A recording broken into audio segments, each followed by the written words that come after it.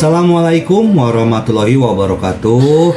Apa kabar sobat semuanya? Semoga kalian semua dalam keadaan sehat jasmani dan rohani. Tidak kekurangan satu apapun, amin ya robbal alamin. Oke, kali ini Mimin akan lanjutkan ceritanya. Tapi seperti biasa, bantu dulu tekan tombol like-nya terlebih dahulu dan berkomentar juga ya Tuan dan Anak. Terima kasih sesudah dan sebelumnya. Oke, kita lanjutkan saja ceritanya. Bab 496-500. Sejak kekuatan keluarga Wu pada dasarnya musnah di Luzhu, lingkungan bisnis di Luzhu menjadi jauh lebih bersih, damai, dan jernih dalam sekejap. Dan Ye Chong juga bebas selama beberapa hari, membantu Tang Chun mengurus bisnis di salon kecantikan. Bisnis salon kecantikan sedang booming dan semakin baik, terutama setelah diwakili oleh Hu Zuofei dan lainnya, terjual habis setiap hari. Tang Chun mengubah toko Yao Xiangyun menjadi toko khusus keduanya, yang berspesialisasi dalam produk seri Dewa Naga. Pelanggan pertama yang membeli produk seri Dewa Naga telah menggunakannya selama beberapa hari sekarang, dan efeknya sangat bagus, yang memicu gelombang pujian di internet. Ye Chong pergi ke kantor pusat perusahaan Gao hari ini untuk berdiskusi dengan Gao Jianyun beberapa hal yang sebelumnya dialokasikan oleh properti Wu. Terakhir kali Ye Chong pergi ke keluarga Gao, dia pergi ke anggota tingkat menengah lainnya dari keluarga Gao, Gao Zhonghe. Tapi kali ini, Gao Tingting juga yang membawanya, tapi sepertinya dia adalah kepala keluarga Gao. Kantor pusat keluarga Gao berada di sebelah danau Guo Cui di Luzhu. Sepasang gedung pencakar langit kembar yang sangat megah, dengan eksterior perak dan jendela kaca besar setinggi langit-langit, yang terlihat sangat mewah. Menara kembar di kedua sisinya masing-masing setinggi 150 lantai, menjulang ke langit. Itu hampir dapat dianggap sebagai bangunan tengara, dan banyak selebritas internet datang ke sini untuk berfoto. Di mana Gao Jianyun berada adalah menara kembar di sebelah kiri. Keluarga Gao terutama terlibat dalam bisnis batu giok, dalam 2 tahun terakhir. Di bawah kepemimpinan Gao Jianyun, keluarga Gao menjadi semakin baik. Gao Tingting membawa Ye Chong dan melewati langkah-langkah keamanan di pintu dengan lancar. Pada awalnya, aturan keluarga Gao adalah semua generasi muda keluarga Gao harus pergi berlatih, dan akhirnya memutuskan siapa yang memiliki kemampuan tertinggi dan dipromosikan menjadi pemimpin. Gao Tingting dan Gao Jianyun seumuran, dan hubungan antara kedua saudara perempuan itu sudah baik. Selain hubungan Ye Chong, Gao Tingting telah direkrut kembali oleh keluarga. Sebentar lagi, Gao Tingting akan dipromosikan menjadi pemimpin keluarga Gao. Jadi, sekarang Gao Jianyun menjaga Gao Tingting di sisinya dan mengajarinya beberapa keterampilan manajemen. Dan Gao Sanshan terus mengelola bisnis giok untuk keluarga Gao di Beijing. Gao Tingting jelas sangat senang.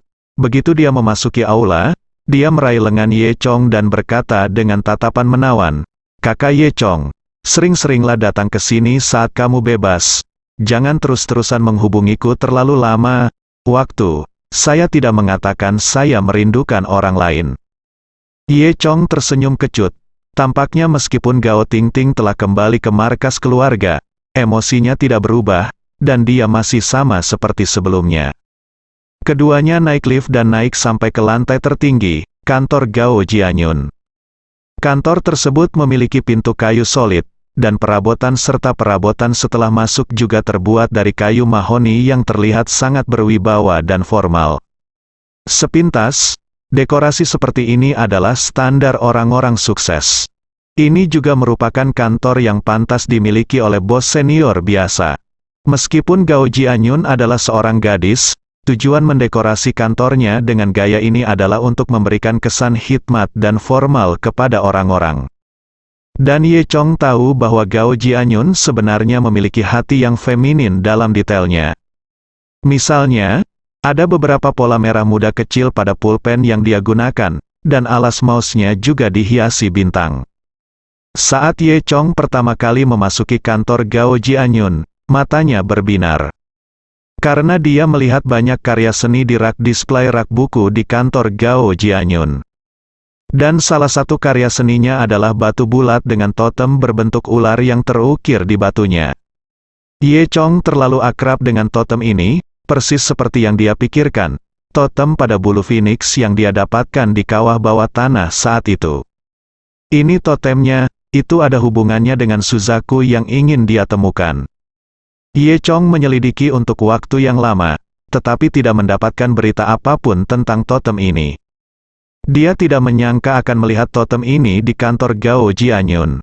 Ada apa denganmu? Gao Jianyun tiba-tiba menyadari bahwa Ye Chong dalam keadaan linglung, menatap rak bukunya, bertanya-tanya apa yang sedang dia lakukan.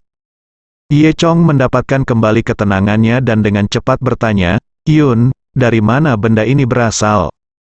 "Awan apa? Anda bisa memanggil saya Tuan Gao atau nama saya.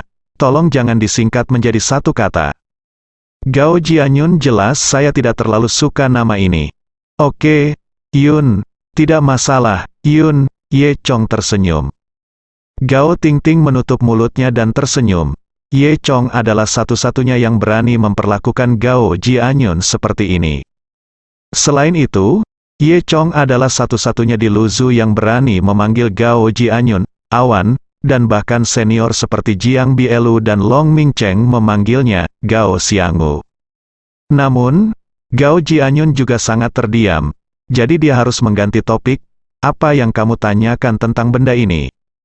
"Aku sangat tertarik dengan totem ini," kata Ye Chong. Gao Jianyun merasa aneh di dalam hatinya, tapi dia masih memiliki ekspresi sedingin es di wajahnya.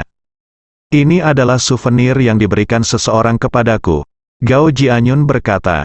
"Totem ini dikatakan sebagai totem suku di Ming Selatan. Suku ini sangat primitif dan tinggal di 100.000 pegunungan di Ming Selatan. Teknik Gu adalah sangat misterius. Mingnan terletak di perbatasan selatan Tiongkok, tempat urat giok terbesar di Tiongkok berada, dan dikenal sebagai Provinsi Giok Besar." Ye Chong mengangguk, sambil berpikir, "Mingnan. Apakah ada informasi khusus tentang suku ini?" "Tidak. Jika kamu ingin tahu, kamu harus pergi ke Mingnan untuk menyelidikinya." Gao Jianyun menggelengkan kepalanya dan berkata, kata Ye Chong Sin, sepertinya dia siap untuk pergi ke Mingnan. Keesokan harinya, Ye Chong mulai merencanakan untuk pergi ke Mingnan. Sebelum dia pergi, dia menerima telepon dari Chen Ruoqi. Chen Ruoqi sekarang membantu Ye Chong mengelola perusahaan ekspres. Di bawah kepemimpinan Chen Ruoqi, bisnis Longshan Express juga semakin besar. Banyak jalur ekspres telah dibuka, dan jejak mereka tersebar di separuh China. "Ye Chong, di mana kamu sekarang?" Ye Chong berkata sambil tersenyum. "Kamu berada di Luzhu. Mengapa kamu ingat untuk meneleponku? Mungkinkah kamu merindukanku?" Chen Ruoqi tersipu. "Bah, tidak, aku punya sesuatu untuk meminta bantuanmu." Mendengar nada ragu-ragu Chen Ruoqi, Ye Chong tersenyum dan berkata, "Yah, ada apa? Selama aku bisa membantu, aku akan membantu." Chen Ruoqi bersenandung, berkata, "Baiklah, saya punya kerabat yang memiliki penyakit aneh, dan saya ingin Anda melihatnya.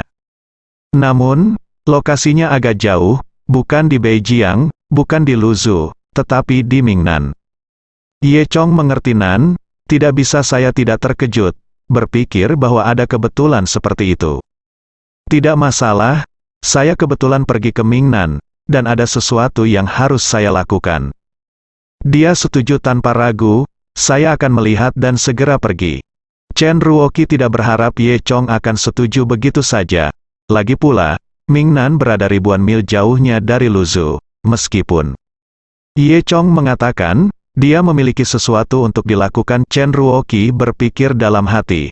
Bagaimana mungkin ada hal seperti itu, kebetulan di dunia?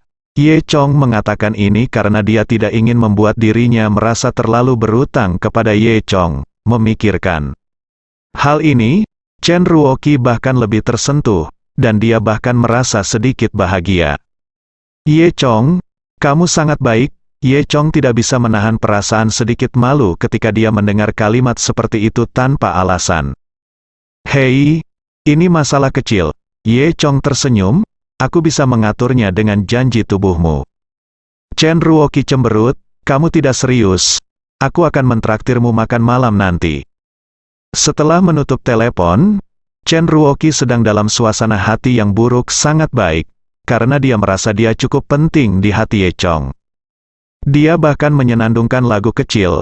Saya tidak tahu apakah Chen Ruoqi akan sangat senang jika dia tahu bahwa Ye Chong benar-benar harus melakukan sesuatu. Ye Chong tahu bahwa masalah pergi ke Mingnan tidak bisa ditunda lagi. Dia ingin menemukan sesuatu yang cocok untuk Suzaku sesegera mungkin, mengumpulkan keempat gajah, dan kemudian membangun dojo Istana Naga. Hanya dengan cara ini kita dapat benar-benar memasuki kultivasi dan meningkatkan diri kita sendiri. Lagi pula, bahkan pembunuh Zhu Shenmen tingkat ketiga telah datang. Dengan tingkat kultivasi saat ini, pembunuh tingkat ketiga Ye Chong agak sulit untuk dihadapi. Jika yang lebih kuat datang di masa depan, itu mungkin lebih berbahaya. Jadi berlatihlah sesegera mungkin, sebelum Ye Chong pergi. Dia akan bertanya kepada Gao Jianyun tentang situasi spesifiknya. Bagaimanapun, keluarga Gao memiliki rantai industri besar di Mingnan. Tapi saat Ye Chong menelepon kantor Gao Jianyun, Gao Tingting yang menjawab. Apa, kamu bilang Gao Jianyun pergi ke Mingnan? Ye Chong sedikit terkejut. Mengapa Gao Jianyun pergi begitu saja? Gao Tingting mengangguk dan berkata, ya, tambang batu giok di sana memiliki masalah besar, jadi saudari Yun pergi ke Mingnan dengan sangat cemas, ternyata kemarin. Gao Jianyun sedang memikirkan bagaimana menghadapi keluarga Wu di kantornya. Tiba-tiba menerima telepon dari Mingnan, dua tambang batu giok Gao di Mingnan mengalami masalah besar. Dua tambang batu giok dihancurkan pada saat bersamaan. Ini adalah kerugian besar bagi keluarga Gao. Bahkan Gao Jianyun tidak bisa menahan ekspresi terkejut di wajahnya yang tenang saat mendengar ini. Tetapi untuk situasi tertentu, pihak lain dari telepon tidak dapat mengatakan dengan jelas, hanya saja masih dalam penyelidikan. Gao Jianyun tahu bahwa dia harus pergi sekarang. Dan sebentar lagi, konferensi batu giok di Mingnan akan diadakan. Konferensi batu giok ini lebih penting bagi dunia batu giok daripada gala festival musim semi. Karena pada pertemuan tersebut, kepemilikan Yumai dapat diputuskan dalam beberapa tahun ke depan, sehingga Gao Jianyun harus pergi ke Mingnan apapun yang terjadi. Dia berangkat tadi malam, dan Ye Chong juga bersiap untuk berangkat keesokan harinya. Jika ada masalah, dia masih bisa pergi ke Gao Jianyun di Mingnan. Malam itu, Long Mingcheng dan Jiang Bielu mengantar Ye Chong pergi. Long Mingcheng menyeringai, Tuan Ye, sepertinya Anda dan Gao Xianggu benar-benar ditakdirkan. Saya meyakinkan Anda, Ye Chong tertawa, dan berkata, aku tidak tahu apakah aku yang mendapatkan Gao Jianyun, atau gadis kecil ini yang mendapatkanku. Mereka bertiga tertawa. Di sisi lain, meski kota Luzhu telah sepi selama beberapa hari, kanker keluarga Wu belum sepenuhnya diberantas. Karena keberadaan Qian Yuan Zhengnan, beberapa tokoh penting keluarga Wu, serta Patriark Wu Jingguo dan lainnya, belum tersingkir. Begitu Gao Jianyun pergi, itu memberi keluarga Wu kesempatan untuk bernapas. Pertahanan Luzhu telah banyak dilonggarkan, dan anggota keluarga Wu bahkan dapat menyelinap keluar untuk beraktivitas. Dalam beberapa hari terakhir, keluarga Wu mulai merekrut pasukan lagi, mempersiapkan serangan balik terakhir. Keesokan harinya, Ye Chong berangkat ke Mingnan. Tang Chun membantu membeli tiket pesawat, yang merupakan kelas 1. Saat Ye Chong naik ke pesawat, tidak ada seorang pun di kelas 1 kecuali dia. Tapi bagus, setidaknya sepi, dan tempat duduk di sini sangat nyaman. Pokoknya, butuh 4 atau 5 jam untuk pesawat mencapai Mingnan, jadi pas untuk tidur malam yang nyenyak. Dan tepat saat pesawat hendak menutup pintu kabin, 2 orang lagi masuk ke dalam pesawat. Salah satunya adalah seorang gadis kecil berusia 6 atau 7 tahun. Gadis lain, berusia 20-an, mengenakan gaun lavender, dengan rambut hitam, ujungnya dikeriting menjadi ikal bergelombang, disampirkan di bahunya. Wajah cantiknya terlihat sangat elastis, penuh dengan kolagen, ditambah dengan bibir merahnya yang halus, terutama matanya yang besar yang gesit seperti air, yang sepertinya bisa berbicara. Kesan keseluruhan dari gadis berbaju ungu ini adalah dia sangat murni dan menyenangkan. Sekilas kedua gadis ini berstatus luar biasa, karena di belakang mereka ada dua pengawal. Sekilas Ye Chong tahu bahwa kedua pengawal ini adalah master. Meski sengaja menyembunyikan kekuatannya, kekuatan kedua pengawal ini seharusnya tidak lebih lemah dari Zhang Dalong dan lainnya saat ini. Setelah gadis kecil itu masuk, dia menoleh dan melihat sekeliling. Dia segera tidak senang menemukan bahwa seseorang sudah duduk di kelas 1. Dia berkata dengan ekspresi jijik, "Kakak, bukankah saya mengatakan bahwa saya tidak suka duduk dengan orang luar? Ada apa dengan orang ini? Bukankah kita sudah memesan semua kursi?" "Kami, tiketnya." Gadis berbaju ungu tersenyum dan berkata, "Kamu hanya harus menanggungnya. Siapa yang membuat pesawat kita mogok?" "Tidak, bukankah kita setuju bahwa kelas 1 hanya untuk kita? Kenapa sekarang ada orang luar?" "Iya, menyebalkan sekali," kata gadis kecil genit itu. "Kiki, jangan membuat masalah," kata gadis berbaju ungu. Gadis kecil bernama Kiki berhenti, berkata, "Aku tidak akan melakukannya, aku tidak akan melakukannya, biarkan dia pergi, biarkan dia pergi." Gadis ungu itu memberi pelajaran pada Kiki, "Mengapa kamu begitu bodoh? Ini bukan rumah saya sendiri, bagaimana saya bisa membiarkan orang lain pergi? Dan orang-orang biasanya membeli tiket, jadi mengapa tidak duduk di sini? Jika kamu terus mengaco seperti ini, akan kuberitahu ibu saat aku kembali." "Jelas." Kata-kata "beritahu ibu" berhasil. Kiki cemberut, lalu cemberut, melompat ke kursi dengan plop, mengangkat kaki kecilnya, dan memeluk bahunya, tampak kesal. Ye Chong menatap Kiki dengan geli. Kiki menjulur keluar lidahnya ke arah Ye Chong, dengan ekspresi "tidak takut padamu." Gadis berbaju ungu itu menggelengkan kepalanya sambil tersenyum, lalu duduk di sisi lain Kiki. Wanita muda berbaju ungu gadis itu memang sangat cantik, jadi Ye Chong tidak bisa menahan diri untuk melihat lagi. Gadis berpakaian ungu itu menemukan pandangan Ye Chong padanya, merasa sedikit tidak nyaman, dan mendengus pelan. Kedua pengawal itu duduk di sebelah gadis berpakaian ungu di sebelahnya. Itu adalah jelas bahwa mereka menjaga Ye Chong sendirian.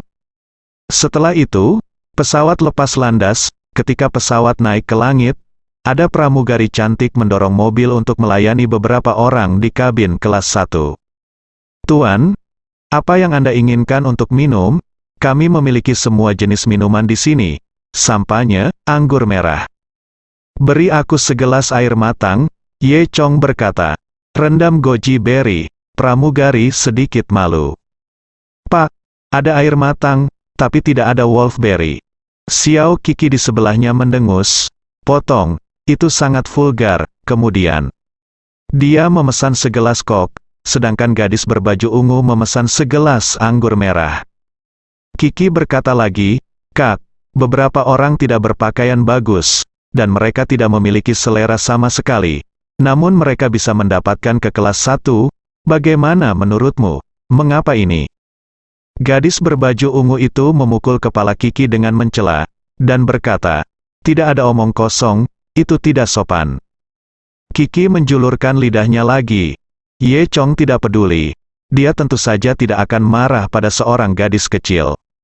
Saat ini, seorang pramugari masuk dan berkata sambil tersenyum, Jika Anda membutuhkan sesuatu, Anda dapat memberitahu saya kapan saja. Saya pramugari untuk penerbangan ini." Pramugari baik-baik saja. "Apa layanan ini staf lakukan, dan apakah Anda perlu membicarakan hal semacam ini?" "Jika saya butuh sesuatu, tentu saja saya akan menemukannya." Pada saat ini, Ye Chong tiba-tiba menemukan, ketika anggota staf sedang berbicara, tangannya diam-diam menekan sesuatu seperti remote control.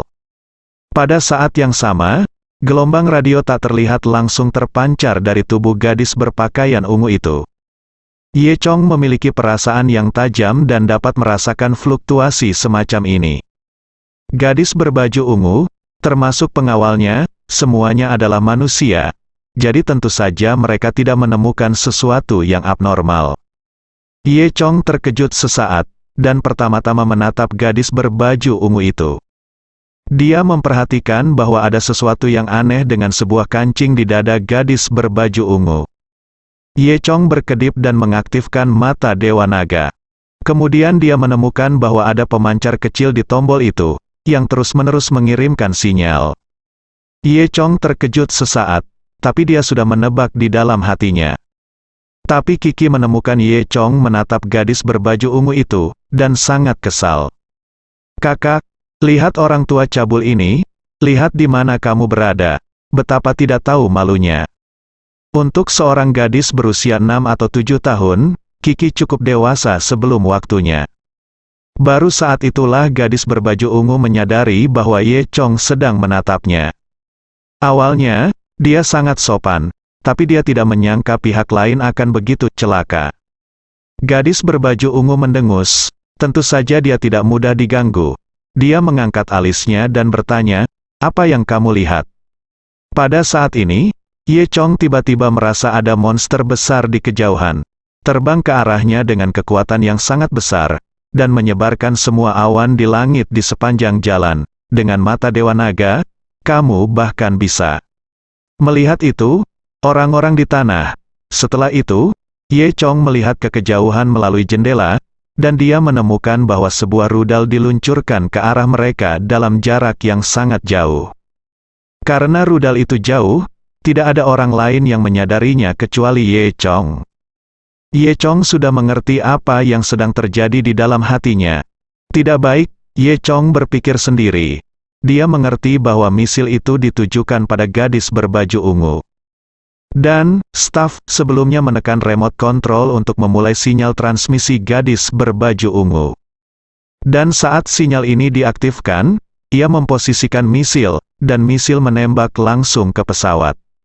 Kecepatan misil sangat cepat, dan dapat mengenai pesawat dalam waktu 15 detik. Setelah anggota staf sebelumnya selesai berbicara, dia bergegas keluar, tampaknya berusaha melarikan diri. Memikirkan hal ini, Ye Chong tidak punya waktu untuk menjelaskan, dan mengulurkan tangannya ke arah dada gadis berbaju ungu. Ketika gadis berpakaian ungu menemukan perubahan ini, wajahnya menjadi pucat karena ketakutan, dan dia berteriak. Dia tidak menyangka bajingan tua ini akan mempermalukan dirinya sendiri secara terang-terangan. Dan ketika gadis berbaju ungu mengeluarkan suara, Ye Chong sudah melepas tombolnya. Segera, dua penjaga keamanan di belakang gadis ungu menyadari bahwa mereka mengangkat tangan besi mereka pada saat yang sama dan menyerang Ye Chong. Ketika Ye Chong punya waktu untuk menjelaskan, dia menggerakkan tubuhnya dan hanya mendengar dua bang, bang, dan kedua pengawal itu semuanya roboh. Kiki di sebelahnya meraih botol kok dan melemparkannya ke arah Ye Chong. Dia sudah lama ingin melakukan ini. Ye Chong tidak mengelak, botol itu mengenai kepalanya. Tapi kerusakan apa yang bisa ditimbulkan oleh botol yang dilempar oleh seorang gadis berusia 6 atau 7 tahun?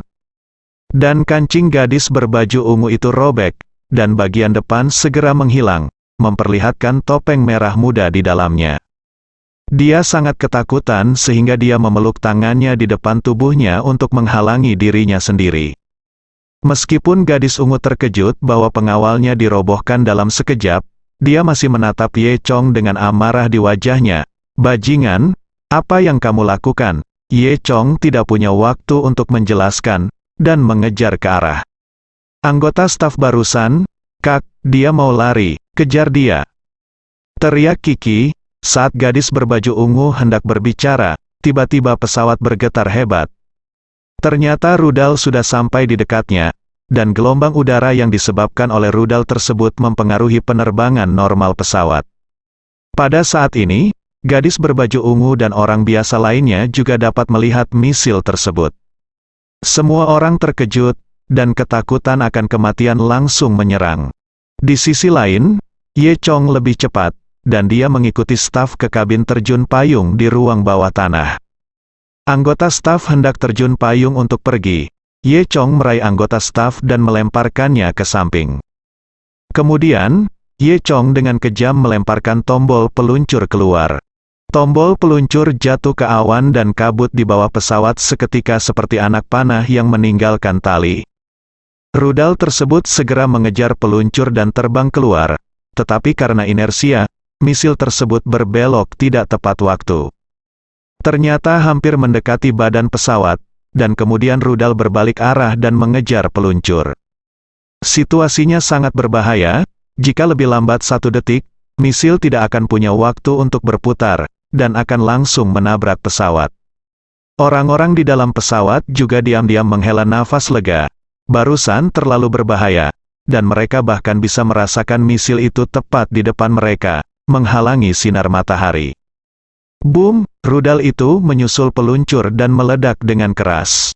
Gelombang pasang surut naik lagi, dan gelombang ledakan besar membuat pesawat bergetar hebat. Alarm berbunyi, dan Ye Chong menutup pintu kabin skydiving. Pesawat berguncang dan sepertinya akan jatuh.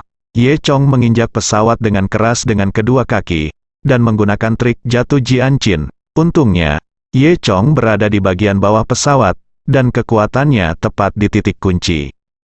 Meskipun langkah ini menyebabkan pesawat jatuh, pada akhirnya tetap menstabilkan pesawat. Kalau tidak, semakin banyak pesawat berguncang, akan semakin parah, dan kecelakaan pasti akan terjadi. Setelah 5 menit, pesawat benar-benar tenang dan terus terbang ke depan. Semua penumpang di pesawat mengalami 5 menit yang mengejutkan ini, hampir berjalan melewati gerbang neraka. Mereka tidak tahu bahwa Ye Chong yang menyelamatkan mereka. Namun, gadis berpakaian ungu yang duduk di kelas 1 sudah bisa menebak itu 1 atau 2. Gadis berbaju ungu mengerti bahwa pasti ada yang salah dengan itu. Ketika Ye Chong kembali, dia tidak memarahi Ye Chong karena menjadi hooligan. Sebaliknya, dia menatap Ye Chong dengan sangat ramah dan bertanya, Tuan, ada apa?" Gadis berbaju ungu itu mungkin terlalu terkejut, dia lupa melindungi celah depan dengan tangannya. Sekilas, Ye Chong melihat warna merah muda di dalamnya, dan tidak bisa tidak melihat lagi. Kulit seputih salju dengan warna pink lembut, itu sangat menarik. Gadis berbaju ungu menemukan Ye Chong menatapnya, tersipu, dan dengan cepat menutupinya dengan tangannya. Dia memberi Ye Chong pandangan kosong dan bertanya, "Tuan, apakah Anda tidak ingin membacanya?" "Oke." "Apa yang baru saja terjadi?" Ye Chong tersenyum dan berkata, "Itulah yang terjadi." Lalu dia menceritakan apa yang baru saja terjadi. "Sekarang naik. Aku tidak tahu musuh macam apa yang telah kamu provokasi. Orang yang dapat menggunakan misil untuk membunuhmu, dan bahkan mengorbankan seluruh pesawat." Ye Chong bertanya lagi. Jika dia tidak menemukannya tepat waktu, dia hampir terkubur bersama gadis berbaju ungu hari ini. Gadis berbaju ungu itu tidak bisa menahan rasa takut setelah mendengar ini. Tapi dia segera tahu siapa yang akan berurusan dengannya.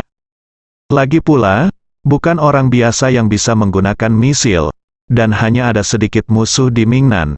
HMPH, bajingan tua Wang Zicheng itu menyatakan perang terhadapku. Mari kita lihat bagaimana aku menghadapinya setelah aku kembali. Ye Chong tidak bertanya lagi. Keluhan keluarga kaya tidak ada hubungannya dengan dia. Namun, bagaimanapun, misil dapat digunakan untuk membunuh orang. Tampaknya gadis berbaju ungu dan Wang Zicheng ini bukanlah orang biasa. Kiki di sisi lain sudah ketakutan dan menangis. Duduk di sana sambil memegangi kakinya, menundukkan kepalanya dan menangis tanpa henti. Gadis berbaju ungu itu naik dan memeluk Kiki, menghiburnya dan berkata, "Tidak apa-apa sekarang." Gadis berbaju ungu memeluk Kiki dan bertanya, "Tuan, apakah Anda juga akan pergi ke Mingnan?" Ye Chong mengangguk. Gadis berpakaian ungu itu berkata, "Namaku Murong Yan, dan ini adik perempuanku, Murong Qi." Ye Chong tersenyum dan berkata, "Namaku Ye Chong." "Jadi Tuan Ye, aku tidak tahu urusan apa Anda pergi ke Mingnan, ada yang salah. Anda telah menyelamatkan hidup Anda," Murong Yan melanjutkan. Setelah apa yang baru saja terjadi, dia tahu bahwa Ye Chong bukan orang biasa, dan dia sangat cakap. Jika orang seperti itu dapat membantu keluarga Murong, Itu pasti hal yang luar biasa. Oleh karena itu, ketika Murongyan mengatakan ini, di satu sisi, dia ingin berterima kasih kepada Ye Chong karena telah menyelamatkan hidupnya, dan di sisi lain, dia juga ingin memenangkan hati Ye Chong. Ye Chong tersenyum dan berkata, ini benar-benar masalah kecil. Dia menunjukkan kepada Murongyan totem berbentuk ular dari sebelumnya. Apakah kamu tahu totem ini? Apakah kamu tahu di mana suku totem ini? Murongyan melihat totem itu, lalu menggelengkan kepalanya dan berkata, aku belum melihatnya, tapi aku bisa meminta tetua untuk Anda ketika saya kembali. Mungkin mereka tahu. Oke, kata Ye Chong. Tuan Ye, mengapa kamu mencari totem aneh ini? Murongyan bertanya dengan rasa ingin tahu. Ye Chong berpikir sejenak, menyentuh hidungnya dan menjawab, ya, aku dengar ada Ganoderma besar di suku ini, jadi aku ingin melihatnya. Lagi pula, hubungan antara Phoenix Feather terlalu penting, dan Ye Chong tidak bisa mentolerir kesalahan apapun, jadi semakin sedikit orang yang mengetahuinya, semakin baik. Ternyata Tuan Ye menginginkan Ganoderma lucidum, jadi izinkan saya memberitahu Anda lebih awal. Kata Murongyan. Kemudian, Murongyan bertanya lagi, Tuan Ye, apakah Anda memiliki sesuatu untuk dilakukan sebentar lagi? Saya akan mentraktir. Anda makan malam saat pesawat mendarat, pria ini. Tanya ke samping, wajah cantik Murongyan memerah, dan dia memberi Kiki pandangan mencela, omong kosong apa. Ye Chong berkata sambil tersenyum, biasanya ketika seorang wanita cantik mengundangmu untuk makan malam, aku tidak akan menolak, tapi aku punya urusan untuk dilakukan, nanti. Murongyan menjerit. Setelah itu, beberapa orang diam. Suasana di kelas 1 tampak agak canggung. Murongyan ingin mengatakan sesuatu yang lain, tapi Ye Chong sepertinya tidak ingin mengenalnya terlalu dalam. Ini membuatnya sedikit tidak yakin. Lagi pula, dia juga kecantikan nomor 1 di Mingnan. Putra-putra kaya yang mengejarnya semua berbaris dari sungai Mingnan hingga pegunungan 100.000. Ye Chong adalah pria pertama yang begitu tidak antusias terhadapnya. 1 jam kemudian, pesawat mendarat di Mingnan. Setelah mendarat, Murongyan meninggalkan nomor telepon Ye Chong. Kemudian, dia mengirim mobil untuk membawa Ye Chong ke tujuannya. Setelah meninggalkan bandara, Ye Chong langsung pergi ke rumah sakit Mingnan yang disebutkan Chen Ruoqi. Dia menelepon nomor telepon yang ditinggalkan Chen Ruoqi sebelumnya. Itu adalah sepupu Chen Ruoqi bernama Zhao Xiaobai. Zhao Xiaobai sangat senang setelah menerima telepon dari Ye Chong, dan membuat janji dengan Ye Chong untuk menunggu di gerbang rumah sakit. Ketika Ye Chong datang ke pintu masuk rumah sakit, dia mengenali Zhao Xiaobai sekilas. Dia berusia sekitar 20 tahun, tinggi dan ramping, dengan kulit halus, dan fitur wajah yang halus. Karena provinsi Ming Selatan dan Jiangdong berbeda, 4 musim di sini seperti musim semi, jadi Zhao Xiaobai hanya mengenakan rok bermotif bunga. Apalagi iklim di Mingnan lembab dan sepertinya sangat bergizi. Gadis-gadis di sini memiliki kulit yang sangat bagus. Termasuk Murongyan sebelumnya juga. Kamu Tuan Ye Chong, kan? Sepupuku memberitahuku bahwa keterampilan medismu sangat bagus. Zhao Xiaobai menyapa Ye Chong segera ketika dia melihat Ye Chong. Kemudian, tanpa menunggu Ye Chong berbicara, dia menyeret Ye Chong ke rumah sakit. Jelas, Zhao Xiaobai masih sangat cemas. Saya sangat berharap Anda dapat menyembuhkan penyakit ayah saya. Kata Zhao Xiaobai. Keduanya tiba di bangsal perawatan intensif di lantai 3. Hanya ada 1 tempat tidur di bangsal, dan seorang pria paruh baya terbaring koma. Monitor kehidupan yang terhubung dengannya berdengung di dalam, dan dari elektrokardiogram dengan hampir tidak ada fluktuasi, dapat dilihat bahwa kehidupan orang ini telah mencapai titik kritis. Pria ini adalah ayah Zhao Xiaobai, dan semua orang di keluarganya memanggilnya Zhao Xi. Melihat penampilan Zhao Xi, mata Zhao Xiaobai meredup sejenak, lalu dia berkata kepada Ye Chong, Tuan Ye, ini ayahku, tolong bantu aku melihatnya. Pada denyut nadi Xi, saat ini, seorang dokter tiba. Tiba masuk dari pintu, berusia sekitar 30 tahun, terlihat sangat muda, tetapi terlihat seperti tikus, meskipun tinggi, tetapi terlihat sangat celaka. "Siapa kamu? Apa yang kamu lakukan?" tanya dokter. "Dokter Niu, kamu di sini. Ini adalah teman saya. Dia juga menemui dokter. Saya ingin dia membantu saya menemui ayah saya," kata Zhao Xiaobai. Dokter Niu ini disebut Niu Baoneng, dan dia adalah dokter yang merawat Zhao Xi. "Omong kosong, ini rumah sakitku. Jika orang lain datang menemui dokter, apa yang harus aku lakukan jika terjadi sesuatu? Salah siapa?" Niu Baoneng sedikit kesal. "Selain itu, Xiaobai, jangan tertipu. Lihat dia berpura-pura menjadi dokter pengobatan Tiongkok. Penyakit apa yang dia lihat? Apakah dia memiliki lisensi dokter?" Zhao Xiaobai berkata dengan gugup. "Dokter Niu, tidak." "Iya, keahlian medis Tuan Ye sangat bagus. Saya hanya ingin dia melihatnya." Niu Baoneng mendengus sedih, dan berkata kepada Zhao Xiaobai, "Xiaobai, sejujurnya, setelah usaha saya, sekarang operasi prosedurnya telah dilewati." "Operasi? Operasi apa?" Zhao Xiaobai sedikit bingung. "Tapi, bukankah Anda mengatakan bahwa risiko operasi sangat tinggi?" Niu Baoneng berkata, "Tidak ada cara lain sekarang.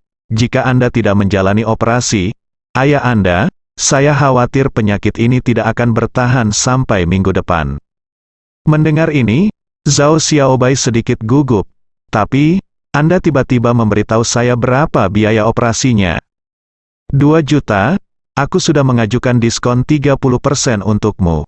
Niu Baoneng sambil tersenyum, dia mencondongkan tubuh ke arah Zhao Xiaobai dengan sangat alami. Zhao Xiaobai tercengang, "Saya tidak bisa menghasilkan cukup uang untuk begitu banyak uang." "Ya," Niu Baoneng sedikit tersenyum, "biaya operasi mudah dibicarakan. Itu tergantung pada bagaimana Anda berperilaku." Sebuah tangan keluar, mencoba meraih tangan kecil Zhao Xiaobai. Zhao Xiaobai mengelak tanpa sadar. Niu Baoneng melanjutkan, "Xiaobai, jangan khawatir, selama kamu berjanji padaku, aku akan membantumu dengan masalah ini." Kemudian, dia pergi untuk memegang tangan Zhao Xiaobai lagi. Kali ini, Zhao Xiaobai mengelak secara naluriah. Ekspresi Niu Baoneng berubah, dan dia berkata, "Xiaobai, kamu tidak begitu bodoh, kan? Apakah kamu ingin melihat ayahmu mati?" Arti dari kata-kata ini terbukti dengan sendirinya. Tepat ketika Zhao Xiaobai ragu-ragu, Ye Chong berbicara. "Xiaobai, jangan dengarkan dukun ini. Penyakit ayahmu tidak terlalu serius. Aku bisa menyembuhkannya," kata Ye Chong. "Apa? Niu Baoneng adalah orang pertama yang berhenti. Kamu bisa menyembuhkan? Apa yang kamu?" Zhao Xiaobai menatap Ye Chong dengan penuh semangat. "Tuan Ye, apakah itu benar?" Ye Chong mengangguk. "Tentu saja, dukun ini dokter benar dalam satu hal, yaitu, risiko operasi terlalu besar, dan saya punya cara untuk menyembuhkan ayahmu tanpa operasi." "Bagus sekali," Zhao Xiaobai sangat gembira. "Kamu kentut, kamu pikir kamu siapa? Lebih kuat dari rumah sakit kami. Operasi adalah rencana yang ditentukan oleh para ahli rumah sakit kami." Niu Baoneng mengutuk dengan marah. Niu Baoneng akan berhasil. Tetapi seorang dokter gunung yang datang entah dari mana datang untuk mengacaukan situasi. Faktanya, Niu Baoneng sama sekali tidak peduli dengan situasi aktual Zhao Xi. Dia bersikeras melakukan operasi untuk tujuan yang sangat jelas, hanya untuk memaksa Zhao Xiaobai tunduk. Ye Chong juga mencemooh pendekatan Niu Baoneng. Dia melanjutkan, "Seperti yang saya katakan, tidak perlu operasi. Beri saya waktu 3 hari, dan saya dapat menyembuhkan pasien dengan akupuntur dan pengobatan. Tiongkok, bangsal saya, bagaimana merawat pasien harus mendengarkan saya, jangan bicara omong kosong di sini. Apakah Anda memiliki lisensi dokter? Hanya Anda, seorang dokter gunung, berani berbicara omong kosong di sini. Bagaimana jika sesuatu terjadi?" Niu Baoneng mengumpat dengan keras. Saat berdebat, seorang lelaki tua berjubah putih datang. Lelaki tua itu mengenakan kacamata baca tebal dan memiliki rambut putih di seluruh kepalanya. Dengan tangan di belakang, dia berjalan ke Niu Baoneng. Niu Baoneng segera menyapanya dan berkata, "Paman kedua." Lelaki tua itu menatap kosong Niu Baoneng, dan berkata, "Berapa kali sudah kubilang kamu harus dipanggil karena posisimu di rumah sakit, Niu." Baoneng segera mengubah kata-katanya dan berkata, "Din, ada juga hubungan ini, tidak heran begitu sombong. Orang tua ini adalah Niu Changzi, direktur rumah sakit Mingnan." "Apa yang terjadi?" tanya Niu Changzi. Niu Baoneng menambahkan hiasan dan berkata, "Oh, itu benar, bukankah kita sudah mengatur untuk mengoperasi Zhao Xi? Tetapi seorang pembohong keluar dan menipu Xiao Bai. Bukankah ini lelucon?" Niu Baoneng menunjuk ke kamu Chong. Niu Changzi juga memandang Ye Chong. "Hehe, anak muda, saya tidak tahu siapa yang memberi Anda keberanian untuk berani meragukan profesionalisme rumah sakit kami. Jika Anda mengatakan tidak perlu operasi, Anda tidak perlu operasi. Ini rumah sakit saya. Jika sesuatu benar-benar terjadi, apakah Anda dapat memikul tanggung jawab?" "Benar, saya tidak berpikir Anda main-main.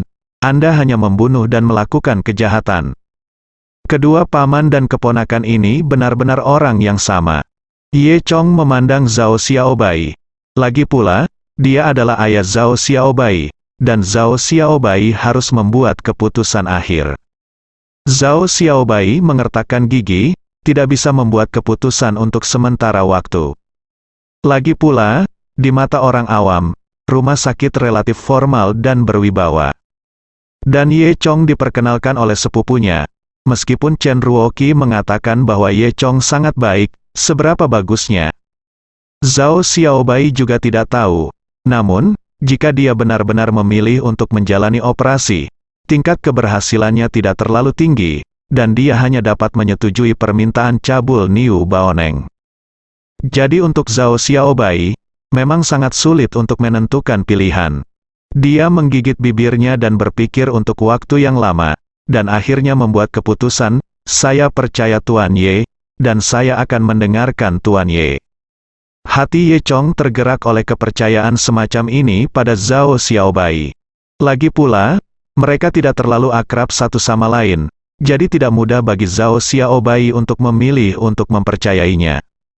Nyatanya, terkadang orang seperti ini, kepercayaan satu orang benar-benar bisa membuat orang lain merasa sangat peduli. Akibatnya, kasih sayang Ye Chong untuk Zhao Xiaobai juga meningkat pesat, dan dia memutuskan untuk membantu Zhao Xiaobai. Niu Changzi mendengus dingin, "Ini bukan pertanyaan apakah Anda percaya atau tidak, di rumah sakit saya tidak akan pernah membiarkan dokter desa ini merawat pasien saya." "Iya, tidak apa-apa untuk dipindahkan ke rumah sakit lain," kata Zhao Xiaobai. Ketika Niu Baoneng mendengar tentang pemindahan itu, dia merasa sangat kesal, sepertinya Zhao Xiaobai bertekad untuk tidak menyetujuinya. Jadi, dia tidak peduli merobek wajahnya transfer. "Bagaimana ini mungkin? Sekarang setelah operasi diatur, Anda mengatakan transfer segera." Ye Chong mencibir, "Kami ingin pergi. Bisakah Anda tetap menghentikan kami? Sekarang kita siap untuk masa praoperasi. Jika Anda mengatakan pindah ke rumah sakit lain, apakah menurut Anda tempat kami adalah taman hiburan?" Kata Niu Baoneng, "Benar, tidak apa-apa untuk pindah ke rumah sakit lain. Pertama, bayar kembali dana yang kami siapkan untuk operasi. Bahkan jika Anda tidak menjalani operasi, Anda tetap harus membayar untuk operasinya," kata Niu Changzi. Zhao Xiaobai tidak menyangka paman dan keponakan Niu Baoneng akan mengubah wajahnya begitu cepat. Dia sedikit gugup, lagi pula, itu banyak uang, dan dia tidak bisa mengeluarkannya untuk sementara waktu. Melihat Zhao Xiaobai telah kehilangan akal sehatnya, Niu Baoneng berkata dengan bangga, "Xiaobai, kamu dapat beroperasi di sini dengan tenang. Jangan dengarkan para pembohong ini." Ye Chong tidak banyak bicara. Lagi pula, dia tidak ingin tinggal di sini. Dia tiba-tiba memikirkan Gao Jianyun. Karena keluarga Gao memiliki properti di sini, mungkin Gao Jianyun ada hubungannya dengan itu. Jadi, dia memanggil Gao Jianyun. Hei, Yun, ini aku. Aku juga sudah tiba di Mingnan. Jangan abaikan, tolong panggil aku dengan nama lengkapku. Sebuah suara dingin datang dari telepon. Oke, Yun, ada sesuatu yang ingin aku minta bantuanmu. Setelah itu, Ye Chong memberitahu Gao Jianyun tentang hal itu. Bahkan tanpa memikirkannya, Gao Jianyun berkata, tunggu 10 menit. Kemudian, dia meletakkan teleponnya di sisi ini. Ketika Niu Baoneng dan Niu Changzi melihat Ye Chong memanggil seseorang, mereka tertawa dan berkata, siapa yang bisa kamu temukan? Ini konyol. Kami akan menunggu di sini hari ini untuk melihat siapa yang bisa kamu hubungi. Jika tidak, Zhao Xiaobai tidak akan kekurangan biaya penanganan. Dalam 10 menit, seorang pria berjas datang ke rumah sakit. Ketika Niu Changzi dan Niu Bao melihat orang itu datang, mereka semua terkejut. Karena tidak lain adalah Lin Mingliang, sekretaris pertama yang mengelola rumah sakit mereka langsung di bawah pimpinan. Lin, Sekretaris Lin, kenapa kamu ada di sini? Niu Changzi bertanya dengan kagum. Iya, Sekretaris Lin, angin macam apa yang membawamu ke sini? Itu benar-benar membuat tempat kita berkembang. Niu Baoneng menggema. Lin Mingliang melihat sekeliling dan berkata, saya mencari Tuan Ye Chong Ye. Siapa Tuan Ye? Mendengar nama ini, baik paman maupun keponakan tercengang, dan berkata pada diri mereka sendiri, sudah berakhir. Sekretaris Lin ini sebenarnya mereka di sini untuk menemukan Ye Chong. Tidak mungkin. Nima ini tidak terlihat seperti itu. Jika Zhao Xiaobai memiliki teman seperti itu, mereka seharusnya sudah mengetahuinya sejak lama. Mungkinkah Zhao Xiaobai menyembunyikan kekuatannya dan dia sengaja berpura-pura? Berpura-pura menjadi babi dan memakan harimau? Di hati Niu Baoneng saat ini, 10.000 Cao Nima berpacu melewatinya. Nyatanya, Lin Mingliang adalah orang yang diminta Gao Jianyun untuk membantu Ye Chong. Lin Mingliang berkata, saya mendengar bahwa salah satu kerabat Tuan Ye akan dipindahkan, dan Anda tidak memindahkannya. Apakah ada hal seperti itu? Rumah sakit Anda sangat baik sekarang. Lin Mingliang tampak serius, dan dia tidak dalam suasana hati yang baik, karena hari ini awalnya, pekerjaan sangat santai. Tetapi ketika Gao Jianyun menelepon, dia harus bergegas. Penghasut semua ini tentu saja Niu Baoneng dan paman serta keponakannya, dan Lin Mingliang hanya berani melampiaskan amarahnya pada kedua orang ini. Lagi pula, jika paman dan keponakan tidak mempermalukan orang lain, dia tidak perlu melakukan perjalanan ini. Melihat tatapan marah Lin Mingliang, Niu Baoneng dan Niu Changzi terkejut, keduanya dengan cepat berkata, oh, bagaimana saya bisa mengatakan ini? Tidak seperti ini? Ini semua salah paham, ini semua salah paham. Ye Chong tidak peduli untuk memperhatikan orang-orang ini. Dia hanya bertanya sambil tersenyum, bisakah aku dipindahkan sekarang? Bisa dipindahkan, ya. Aku akan memindahkanmu ke rumah sakit lain sekarang juga, kata Niu Changzi buru-buru, bersambung.